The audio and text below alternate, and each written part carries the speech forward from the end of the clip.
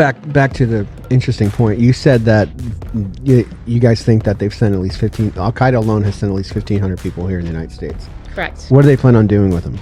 They have a 2025 multi-coordinated, multi-city plot to avenge the death of Osama bin Laden. Okay, so I've watched you on podcasts. I've never heard that. Could you explain that more?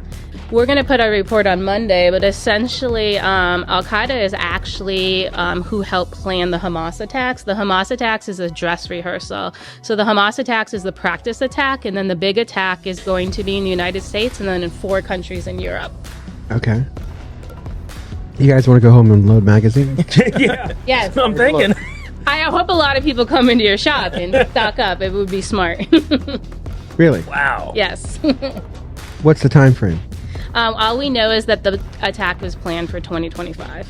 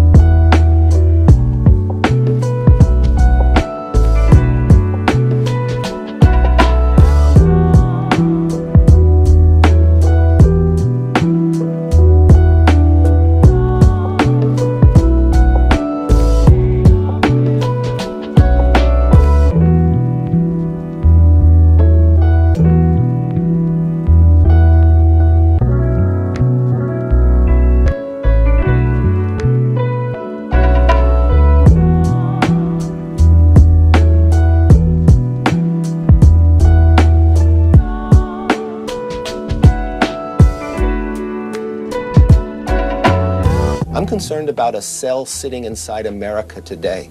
We just caught 18 people just last month on the FBI terrorist watch list coming across our border. More than 160 have done it this year, a record breaking. When we're looking around the Middle East and the uprisings popping up around Europe and others, they could be sleeper cells right now in America, but this administration hasn't done nothing to change what's happening on the southern border. And then as we turn away from that direct support for Israel, we should go to our southern border and close our southern border with the resources necessary. I believe that we have sleeper terrorist cells in America. Thousands of people have come from Yemen, Iran, Syria, and Iraq. If we are going to deal with the national security emergency at our border, we have to do it now. I want to clarify. You are 100% certain that there are 1,000 plus Al-Qaeda trained fighters within the United States borders? Well, Al-Qaeda says they trained and deployed 1,000 for this attack. First off, I think there's more than 1,000 Al-Qaeda members in the United States. But for the Homeland attack, that number is based on what Al-Qaeda is saying, so they could exaggerate it. However, they did have about 1,400 in the Hamas attack, so the number is not off from what they did in the first round of attacks.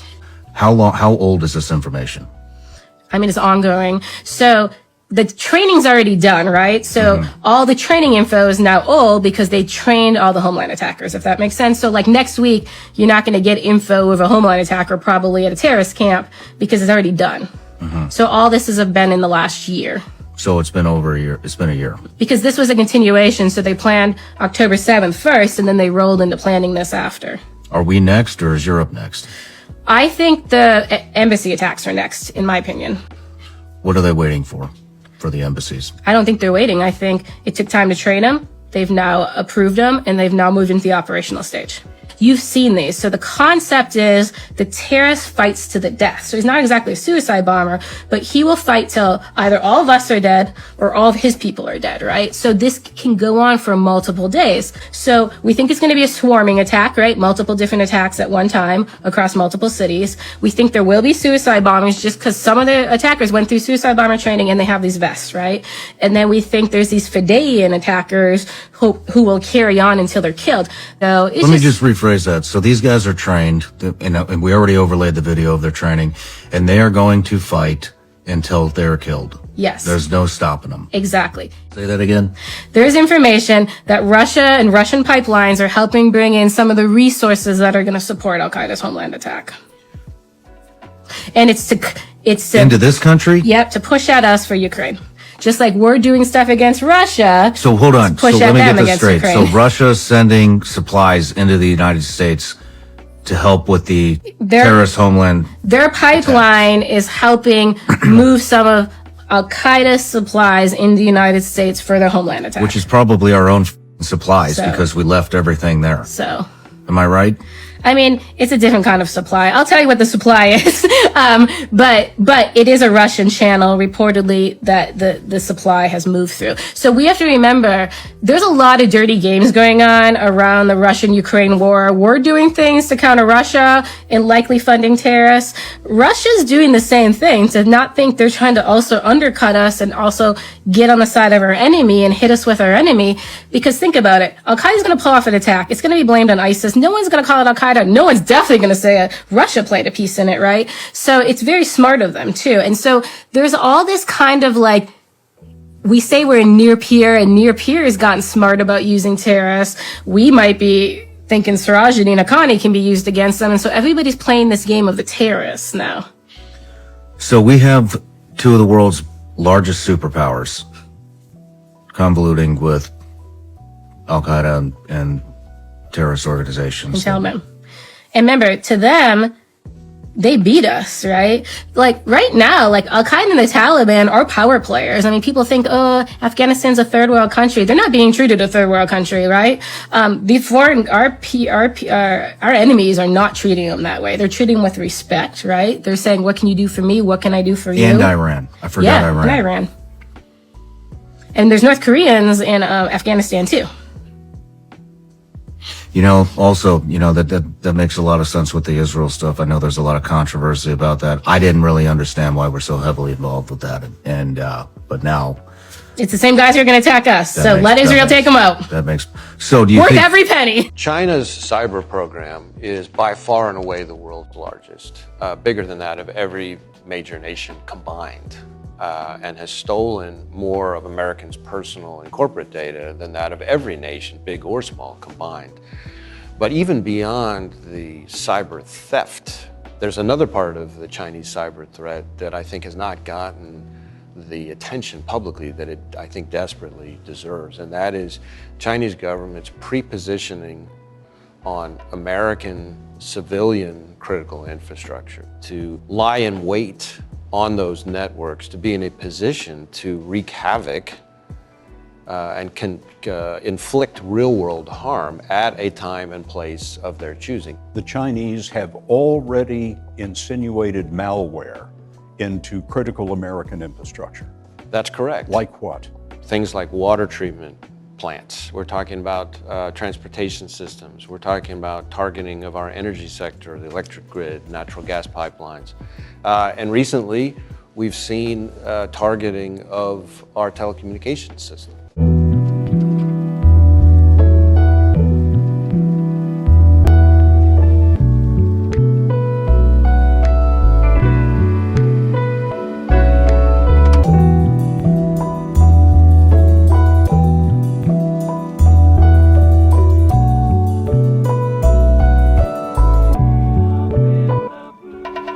They create chaos, As a matter and of they fact, create control. over the world headquarters in Switzerland of the World Masonic Headquarters for World Freemasonry, over the door is Ordo ab Chao, which is Latin for order out of chaos.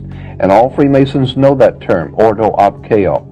Order out of chaos. The concept is to create chaos, to create the problems, then while the people are frightened to death of all the crime and everything that seems to be out of control, a riotous situation, the government then moves in with justification. In order to put down this terrible chaos, they must have full power of the military, full obedience of the people to give the government full power to do whatever they want. That's why we're having all over the world wars, riots, bloodshed, famines, all kinds of things happening around the world. It's being manipulated. It's being orchestrated, not just for Los Angeles. Conflict control. Conflict control. There's been more wars since the creation of the United Nations. People need to wake up and discover who is running their government, what the symbols of government mean, what these emblems mean. When they see the national coat of arms, the flags, the emblems, the seals, the symbols, all of these things mean something. Educate yourself. Find out where it came from. That's the only hope I see for the human race, is the human race itself. But in one way or another, we are so far, globally, we are so far above the population and the consumption levels which can be supported by this planet that I know in one way or another it's going to come back down. So I don't hope to avoid that. I hope that it can occur in a civil way, and I mean civil in a special way, peaceful. Peace doesn't mean that everybody's happy, but it means that conflict isn't solved through violence, through force, but rather in other ways. And so that's what I hope for. That we can, I mean, the planet can support something like 1 billion people, maybe 2 billion, depending on how much liberty and how much material consumption you want to have. If you want more liberty and more consumption, you have to have fewer people. And conversely, you can have more people. I mean, we could even have 8 or 9 billion probably if we have a very strong dictatorship, which is smart. That's, unfortunately, you never have smart dictatorships. They're always stupid. So, but if you had a smart dictatorship and a low standard of living, you can have it. But we want to have freedom and we want to have a high sentence. So we're going to have 1 billion people. And we're now at 7, so we have to get back down. I hope that this can be slow, relatively slow, and that it can be done in a way which is relatively equal, so that people share the experience and you don't have a few rich, trying to force everybody else to deal with it. So those are my hopes. I mean, these are pretty pessimistic hopes, but I mean, that's what lies ahead.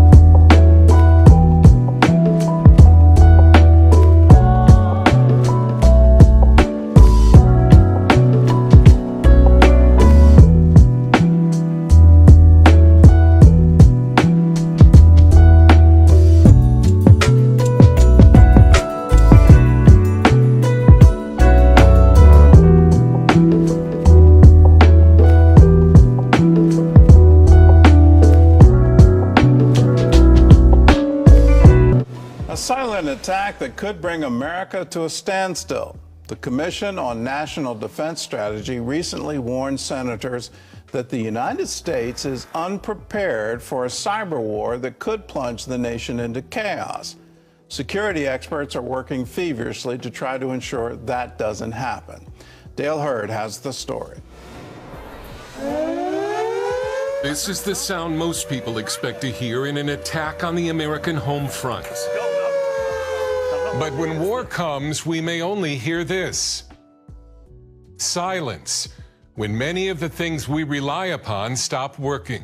The Commission on the National Defense Strategy recently warned senators the United States is unprepared for a devastating cyber war that will bring life in towns and cities across America to a standstill. The public is essentially clueless about the massive cyber attacks that could be launched any day by our adversaries, not just nation states, but rogue actors as well. Experts see the next war beginning with a keyboard attack on America's critical infrastructure, threatening to cut off internet, electricity, water, transportation, and financial systems. It would mean almost everything from phones to gas pumps to cash machines to traffic lights suddenly stop working. We're very vulnerable. Cybersecurity expert Dr. Samantha Ravitch served on Congress's Cyberspace Solarium Commission and as a deputy national security advisor in the Bush White House. She's especially concerned about the lack of protection at America's many municipal water stations. A soft underbelly of our country is our water system. And those water utilities don't often have the best cybersecurity. They have old technology. After a cyber strike on your local water plant, your water tap might not work or your water could become dangerous to drink.